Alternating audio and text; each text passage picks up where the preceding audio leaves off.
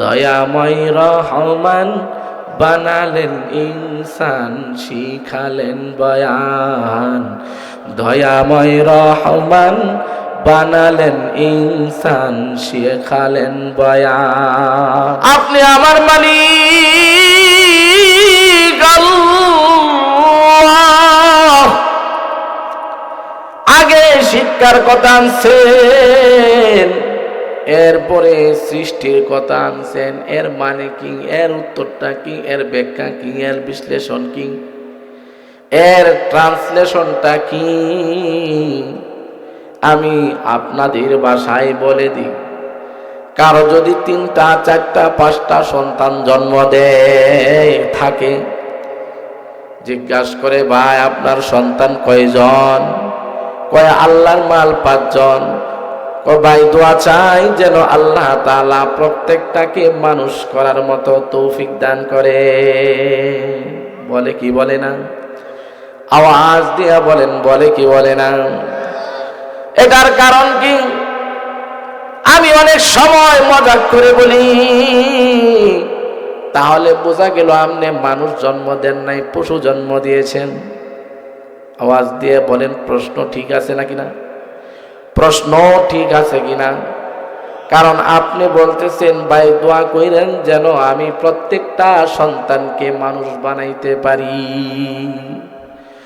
বোঝা গেল জন্মগ্রহণ করলেই মানুষ হয় না। আওয়াজ দিয়া বলেন ঠিক না বেঠিক? মাথা, চক্ষু, নাক, কান, মুখ, হাত, পা এগুলো থাকলে শুধু মানুষ হয় না।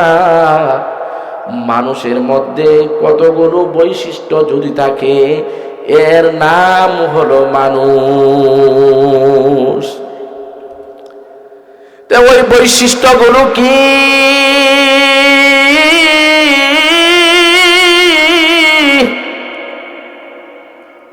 যেই বৈশিষ্ট্যগুলো থাকলে মানুষ বলা যায়, ওই বৈশিষ্ট্যগুলো হলো কোরআনের জ্ঞান, হাদিসের জ্ঞান। যার ভিতরে কোরআন আছে, হাদিস আছে, ওই সকল ব্যক্তি হলো প্রকৃত মানুষ। আওয়াজ দিয়ে বলেন ঠিক না বেটি? আপনি আমার নবী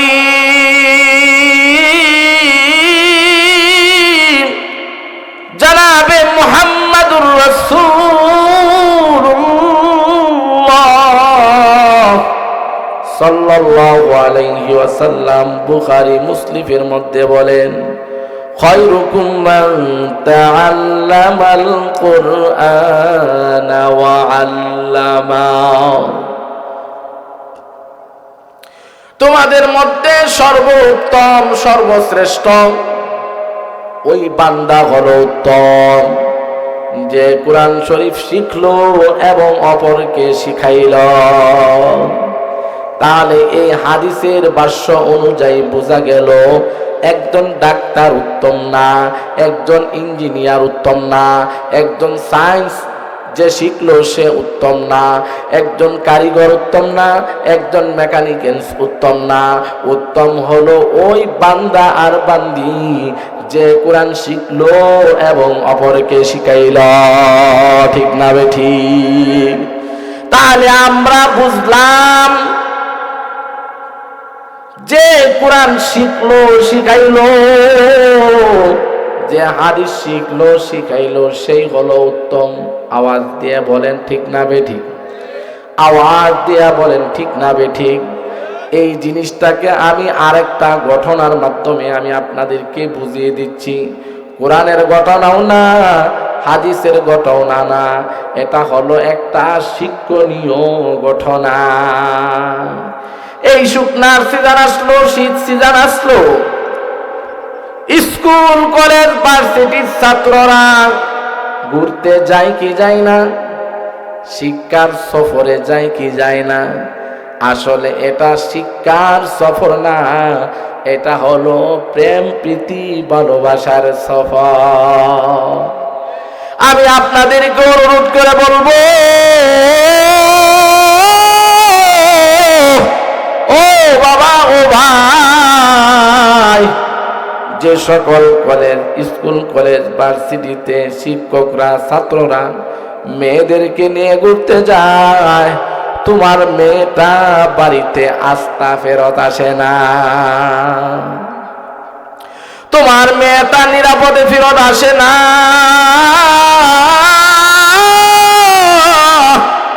তোমার মেয়েটা ওই পার্কে অমুক জায়গায় কত ছেলের সাথে অবৈধ কাজ করে যে ফিরে আসছে, তুমি আর আমি জানি না। এই জন্যই এই শিক্ষা সফরকে শিক্ষা সফর বলা যায় না, বরং এটা হলো ঘোরাফেরার নামে বেহায়াপনা। আর এই বেহায়াপনা একমাত্র হয় না হলো এই মাদারেসে কওমিয়া। কোথায়? আওয়াজ দিয়ে বলেন কোথায়? এই মাদারেসে কওমিয়ার মধ্যে বেহায়াপনা হয় না, কারণ মেয়েটা মাথার তালু থেকে নিয়ে পা পর্যন্ত ডেকে আসে। এরকম মাদ্রাসা প্রতিষ্ঠিত করেছেন মুফতি আব্দুর রাশিদি সাহেব। এই মাদ্রাসার প্রতি আপনারা খুশি না বেজার? আওয়াজ দিয়ে বলেন খুশি না বেজার? যে মাদ্রাসার দুশ্মনী করলো সে একজন আলেমের দুশ্মনী করলো, আর যে একজন আলেমের দুশ্মনী করলো সে রসুলের দুশ্মনী করলো, আর যে রসুলের দুশ্মনী করলো সে সরাসরি আল্লাহর দুশ্মনী করলো। তে আমরা মাদ্রাসাকে মহব্বত করব নাকি ঘৃণা করব? আওয়াজ দিয়া বলেন মহব্বত করব না ঘৃণা করব? আমি আপনাদেরকে অনুরোধ করে বলবো, পায়ে ধরে বলবো যে বাবা, মাদ্রাসায় পড়ান, মাদ্রাসায় শিখান, আপনি দুনিয়াতেও লাভবান হবেন, আখিরাতেও লাভবান হবে। তো আমি আপনাদেরকে বুঝাইতে চাচ্ছিলাম, কুরআন হাদিসের জ্ঞান যার ভিতরে আছে সেই হলো মানুষ, সেই হলো প্রকৃত জ্ঞানী, সেই হলো প্রকৃত শিক্ষিত। সে দুনিয়াতেও লাভবান, আখিরাতেও লাভবান। শিক্ষা সফরের ঘটনা দিয়ে আমি আপনাদেরকে বুঝাইতে চেয়েছিলাম, এই শুকনার সিজনে ছেলেরা মেয়েরা বাস ভাড়া করে, সিএনজি ভাড়া করে, মাইক্রো ভাড়া করে বিভিন্ন জায়গায় পার্কে ঘুরতে যায়। এরকম এক শিক্ষা সফরে কয়েকজন কলেজের ছাত্র, স্কুলে পড়ুয়া ছাত্র হাসি মজাক করতে করতে করতে করতে সফরে যাচ্ছে। নৌকার মধ্যে উঠলো,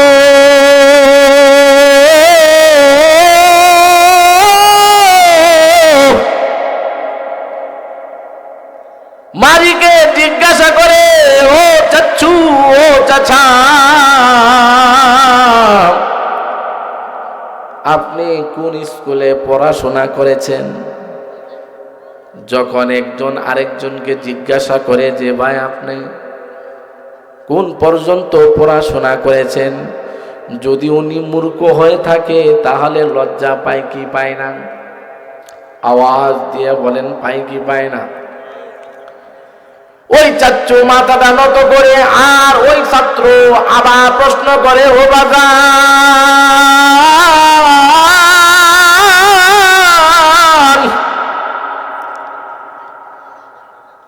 আপনি কি ইংরেজি পড়েছেন? চাচ্ছু লজ্জায় মাথা নত করে উত্তর দেয় না, কথা বলে না।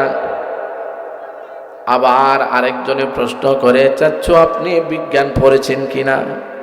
চাচ্ছু আর কথা বলে না, মাথা শুধু আস্তে আস্তে করে নিচের দিকে নেয়। আরেকজন প্রশ্ন করে, চাচ্ছু সায়েন্স পড়ছেন কিনা, ফিজিক্যাল পড়ছেন কিনা, গণিত পড়ছেন কিনা, বাংলা পড়ছেন কিনা, উর্দু পড়ছেন কিনা? এভাবে এক এক করে প্রশ্ন করে, কিন্তু চাচ্চু আর কোনো প্রশ্নের উত্তর দিতে পারে না। কারণ লজ্জায় উনি কোনো কথা বলতে পারতেছে না, লজ্জা পাচ্ছে।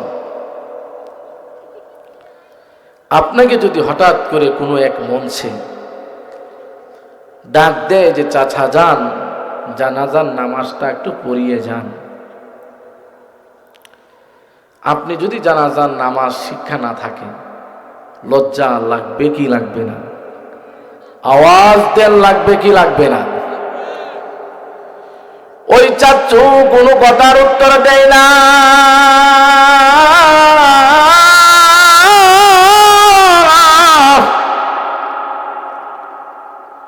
পরিশেষে হাসি মজাক করে, ঠাট্টা বিদ্রুপ করে আরেকজন প্রশ্ন করে যে বাজান, চাচু আপনি কি কোনো মাদ্রাসায় পড়াশোনা করেন নাই, স্কুলে পড়াশোনা করেন নাই? অবশেষে ওই চাচু বলতে বাধ্য হলো যে বাবা, আমি আজও পর্যন্ত কোনো প্রতিষ্ঠানে পড়াশোনা করি না।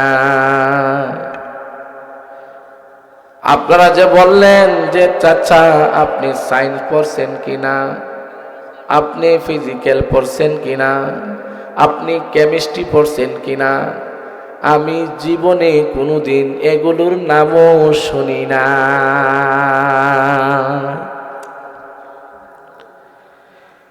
একটা নামও আমি শুনি না।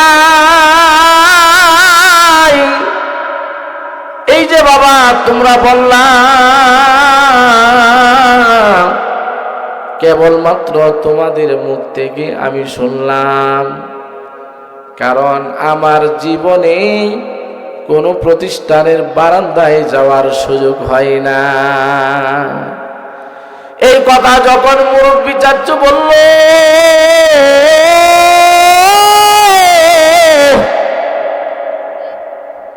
তখন আরেক ছাত্র মস্কারি করে ঠাট্টা বিদ্রুপ করে বলে, চাচু আপনার অর্ধেকটা জীবন ওই মাটি, আপনার অর্ধেক জীবনটাই কি মাটি। এই কথা কেন বলল? আরেক ছাত্র ফাঁক দিয়ে কানে কানে জিজ্ঞাসা করে, চাচু আপনার বয়সটা কত? আরেক ছাত্র বলে, ভাই কানে কানে জিজ্ঞাসা করিস কি, স্পষ্ট বল, সামনাসামনি বল। চাচু লজ্জায় বলে না। আরেক ছাত্র পিছন থেকে জারি দিল, ধমক দিল, চাচু বলেন না কেন, চুপ কেন? উনি আস্তে আস্তে লজ্জায় শরমে উত্তর দেয়, বাবা আমার বয়স 40 বছর। আওয়াজ দিয়ে বলেন কত বছর? আওয়াজ দিয়ে বলেন কত বছর? বাংলাদেশি মানুষ গড় হায়াত হলো 60 বছর। 70-এ গেলে বলে যে এখন তুমি বোনাসের উপরে আছো, বলে কি বলে না? আওয়াজ দেয়া বলেন, বলে কি বলে না? ও বাবা,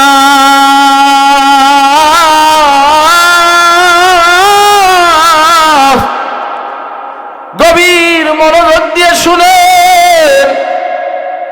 ছাত্র মস্কারি বলল, মস্কারি করলো, একের পর এক মস্কারি করে বলতে লাগলো, চাচা আপনার অর্ধেকটা জীবন পুরাটাই মাটি।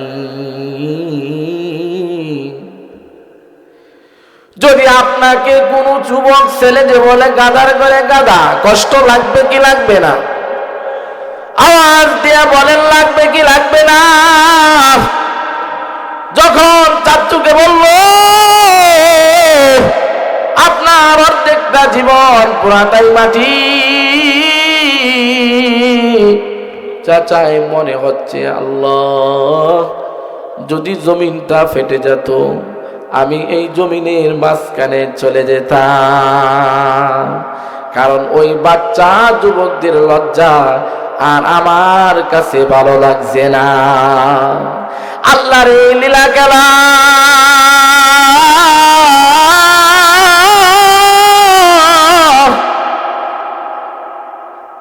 কিছু দূর পথ অগ্রসর হওয়ার পরে ঝড় বাতাস শুরু হয়ে গেল, তুফান শুরু হয়ে গেল। যদি আপনি নৌকার মধ্যে থাকেন, নদীর মাঝপথে থাকেন, আর যদি ঝড় বাতাস তুফান শুরু হয়ে যায়, নৌকা কি এক জায়গায় স্থির থাকবে নাকি এদিকে হালবে ওদিকে হালবে? আওয়াজ দিয়ে বলেন, হালবে কি হালবে না? বাতাসে ঝড়ে তুফানে নৌকা একবার ডানে যায়,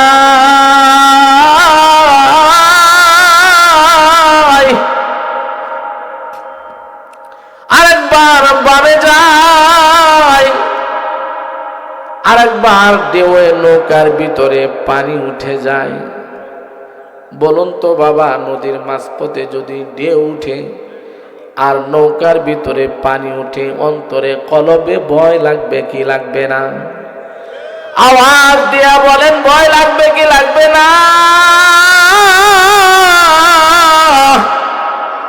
অবশ্যই অবশ্যই ভয় লাগবে। তখন ওই চাচা নৌকা স্থির রাখতে পারতেছে না, ছেলে ফেলে আল্লাহকে ডাকা শুরু করলো, হাউ মাউ করে চিল্লা শুরু করলো। এবার ওই মাঝি আস্তে আস্তে নম্র ভদ্র আওয়াজে যুবকদেরকে প্রশ্ন করলো, ও বাবারা, তোমাদেরকে এবার আমি একটা প্রশ্ন করি। আমার বয়স, আমি বললাম 40 বছর। তোমাদের মধ্যে এক যুবক উত্তর দিল যে, চাচা আপনার অর্ধেক জীবন পুরাটাই মাটি। এখন আমি তোমাদেরকে বলি, ও বাবা,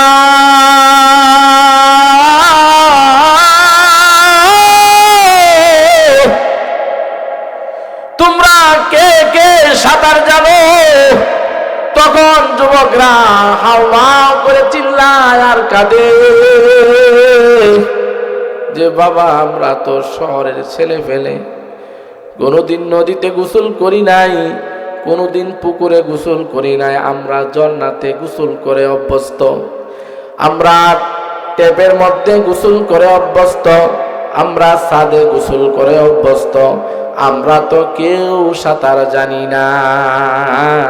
এবার মাঝি বললেন, তো তোমাদের পুরা জীবনটাই মাটি। উত্তর ঠিক আছে কিনা? আওয়াজ দেয়া বলেন, ঠিক আছে কিনা? কারণ এখন যদি সাঁতার না জানো, তোমাদেরকে বাঁচানোর মতো আমার সম্ভব না, কারণ আমি নিজেই ঠিক থাকতে পারতেছি না। এবার ছেলেগুলো একবারের লজ্জায় কেমন জানি মরে গেছে। বা যদি একটা মানুষ শিক্ষা হাসিল না করে থাকে, তাহলে তাকে বলল তোমার পুরাটা অর্ধেক জীবন পুরাটাই মাটি। আমি বলবো, বাবা, যে ব্যক্তি ইঞ্জিনিয়ার হলো, যে ব্যক্তি ডাক্তার হলো, যে ব্যক্তি অন্য শিক্ষায় শিক্ষিত হলো, কোরআনের আয়াত দিয়ে আমি তোমাদেরকে বোঝাচ্ছি, কুল হাল ইয়াস্তাবিল্লাযীনা ইয়া'লামুনা ওয়াল্লাযীনা লা ইয়া'লামুন।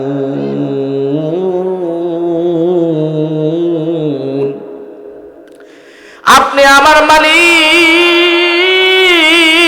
আল্লাহ এই আয়াতের মধ্যে বলেন, ওই বান্দা ওই বান্দি জেনে নে, শুনে নে, বুঝে নে, আপনি আমার নবী জনাবে মুহাম্মদুর রাসূলুল্লাহ সাল্লাল্লাহু আলাইহি ওয়াসাল্লামকে বলেন, ও নবী, তুমি তাদেরকে বলে দাও। আল্লাহর নবী বলেন, কি বলবো?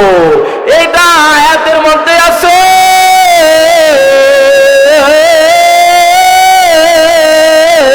আপনি আমার মালিক আল্লাহ সুস্পষ্ট স্পষ্ট ভাষায় বলতেছেন, বুঝাতে চাচ্ছেন যে ব্যক্তি জানে আর যে ব্যক্তি জানে না তারা কোনোদিন সমান হতে পারে না। এখানে কে জানলো আর কে জানলো না, কে জানে আর কে জানে না, এর উত্তর আমি কিছুক্ষণ আগে দিলাম। আপনি আবার নবী জনাবে মুহাম্মদুর রাসূলুল্লাহ সাল্লাল্লাহু আলাইহি ওয়াসাল্লাম বলেন, খায়রুকুম মান তাআল্লামাল কুরআনা ওয়া আল্লামা। যে কোরআন শিখলো এবং অপরকে শিখাইলো সেই বান্দাই হলো সবচেয়ে উত্তম। সুতরাং এই আয়াতে উত্তর এই হাদিস দ্বারা হয় কি হয় না? কারণ আয়াতে বলতেছে যে জানে আর যে জানে না সে সমান হতে পারে না, আর হাদিসে বলল ওই ব্যক্তি হলো উত্তম যে নিজে কোরআন পড়লো এবং অপরকে পড়াইলো। এই কোরআন পড়ায় আর পরে এমন জায়গা স্কুল, কলেজ নাকি মাদ্রাসা?